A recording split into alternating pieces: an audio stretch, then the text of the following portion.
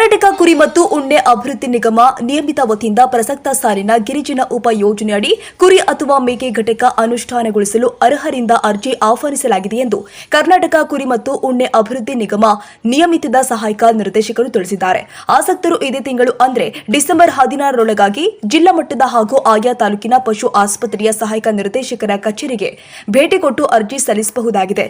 ಅರ್ಜಿ ಸಲ್ಲಿಸಲು ಬೇಕಾದ ದಾಖಲೆಗಳು ಯಾವ್ಯಾವು ಅಂದ್ರೆ ಆಧಾರ್ ಕಾರ್ಡ್, ಮತದಾರ ಚೀಟಿ, ಪಡಿತರ ಚೀಟಿ, ನಕಲು ಪ್ರತಿ, ಜಾತಿ ಪ್ರಮಾಣ ಪತ್ರ, ವಾಸಸ್ಥಳ ದೃಢೀಕರಣ ಪತ್ರ, ಬ್ಯಾಂಕ್ ಖಾತೆ ಪಾಸ್ಬುಕ್ ನಕಲು, ಸಹಕಾರ ಸಂಘದ ಸದಸ್ಯತ್ವದ ಪತ್ರ, ನಿಗಮದಲ್ಲಿ ನೋಂದಾಯಿತ ಕುರಿ ಮತ್ತು ಉಣ್ಣೆ ಉತ್ಪಾದಕರ ಸಹಕಾರ ಸಂಘಗಳ ಸದಸ್ಯರುಗಳಿಗೆ ಆದ್ಯತೆ ಮೇಲೆ ನೀಡಲಾಗಿದೆ.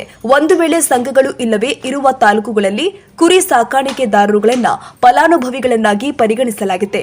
ಅರ್ಜಿದಾರರು ತಾಲೂಕು ಅಥವಾ ಹೋಬಳಿಯ ಕುರಿಗಾರರ ಸಹಕಾರ ಸಂಘದ ಸದಸ್ಯರಾಗಿರಬೇಕು. ಅವಶ್ಯಕವಿರುವ ಯೋಜನೆಗಳಿಗೆ ಮೊದಲೇ ಬ್ಯಾಂಕಿನಿಂದ ಸಾಲ ಮಂಜೂರಾತಿ, ಸ್ವಂತ ವಂತಿಗೆಯನ್ನ ಭರಿಸಲು ಬದ್ಧರಾಗಿರಬೇಕಾಗುತ್ತೆ ಅಂತ ಅವರು ತಿಳಿಸಿದ್ದಾರೆ.